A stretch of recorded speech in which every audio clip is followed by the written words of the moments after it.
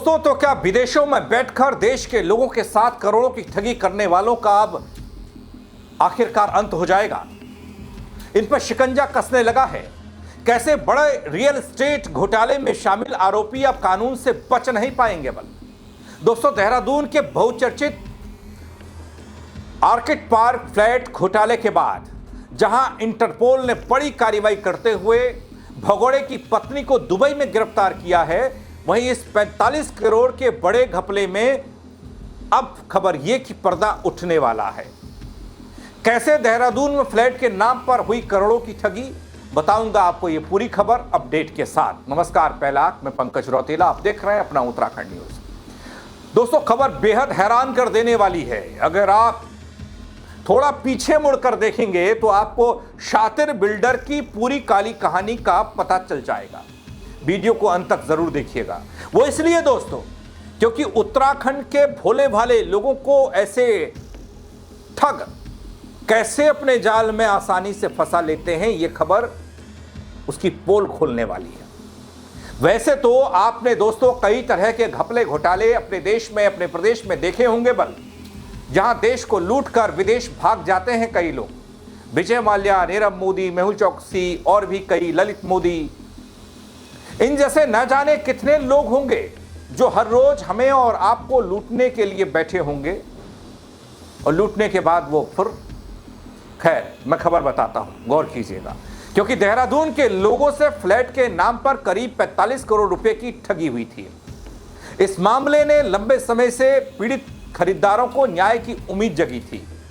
अब इस गिरफ्तारी के बाद पूरे नेटवर्क पर शिकंजा कसता नजर आ रहा है। तो क्या मुख्य आरोपी दीपक मित्तल भी कानून के हाथों से ज्यादा दूर नहीं है? क्या इस गिरफ्तारी से इस बड़े रियल एस्टेट घोटाले की परतें खुलती जाएंगी, खुल पाएंगी? दोस्तों, खबर यह आई कि भगोड़े बिल्डर दीपक मित्तल की पत्नी राखी मित्तल को दुबई में इंटरपोल ने हाल में गिरफ्तार कर लिया और गिरफ्तारी के बाद उन्हें दुबई पुलिस के सुपुर्द कर दिया गया।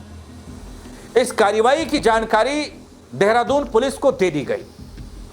इससे पूरे मामले में एक नई हलचल की शुरुआत हो गई फिर से।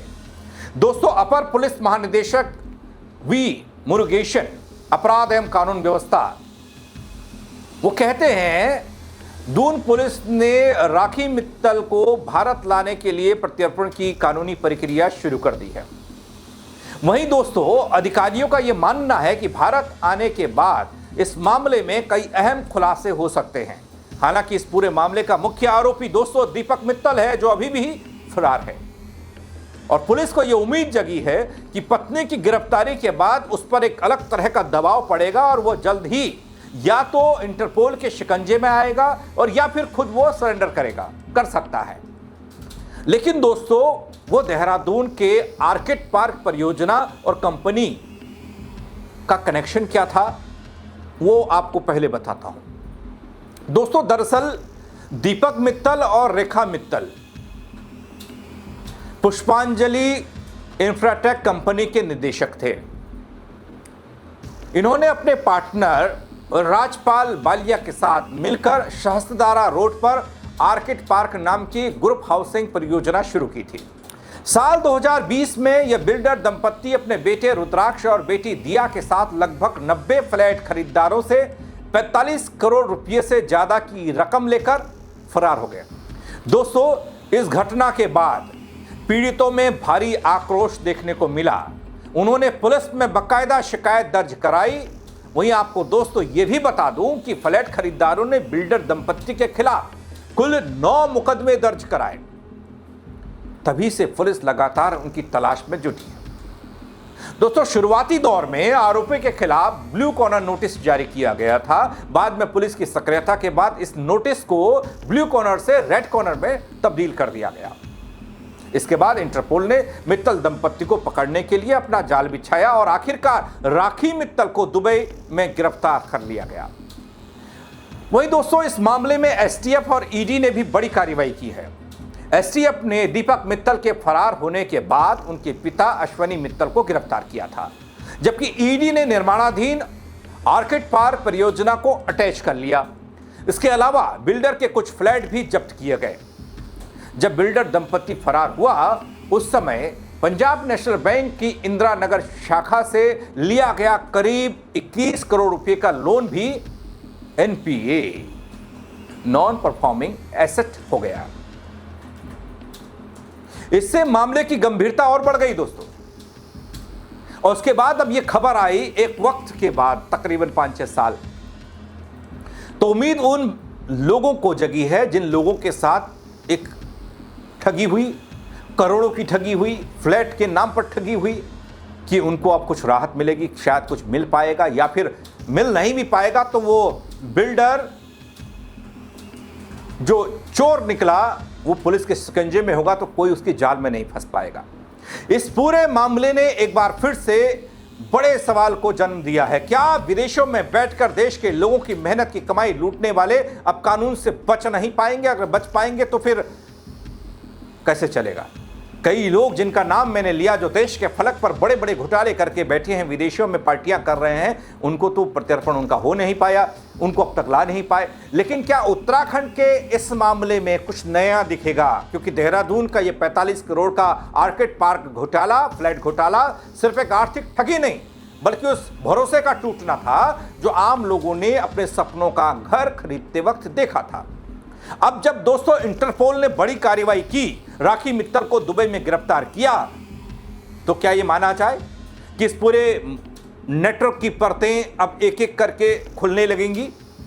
और क्या मुख्य आरोपी दीपक मित्तल भी अब कानून की गिरफ्त में होगा? क्या वो कानून की गिरफ्त से ज्यादा दूर नहीं है? क्योंकि इस मामले पर जहां इंटरपोल सक्रिय है, पुलिस सक्रिय है, एसटीएफ ईडी भी सक्रिय है। एसटीएफ, ईडी और पुलिस की लगातार कार्रवाई ने इस केस को और भी ज्यादा गंभीर बनाया, क्योंकि खरीदारों के 9 मुकदमे हैं। करोड़ों की ठगी, कंपनी की भूमिका, लोन का एनपीए होना, ये सभी बातें इस घोटाले की गहराई को दिखाती हैं। क्या ऐसे मामलों में पीड़ितों को समय पर न्याय मिल पाता है या फिर नहीं? क्योंकि इससे पहले एक एलयूसीसी वाला घोटाला, न जाने ऐसे कई घोटाले सामने आए हैं जहां पर सिर्फ लूटे ही हैं अपने देवभूमि लोग, कमाया हमाया कुछ नहीं है, पाया कुछ नहीं है, गया है सब। ऐसे मामले में क्या नया कुछ आता है? क्या परत खुलेगी? क्या कुछ इंसाफ मिल पाएगा? क्योंकि घोटाला सालों तक सिस्टम में उलझा रहता है, जैसा अब तक उलझा रहा है। लेकिन फिलहाल तो उन पुलिस प्रत्यर्पण की प्रक्रिया में जुटी है और उम्मीद ये जताई जा रही है दोस्तों, भारत लौटने के बाद इस मामले में कई बड़े खुलासे होंगे। ये गिरफ्तारी इस बड़े रियल एस्टेट घोटाले का अंत है, ये सवाल है मेरा, या फिर नहीं? एक नई शुरुआत क्या ये हो चुकी है?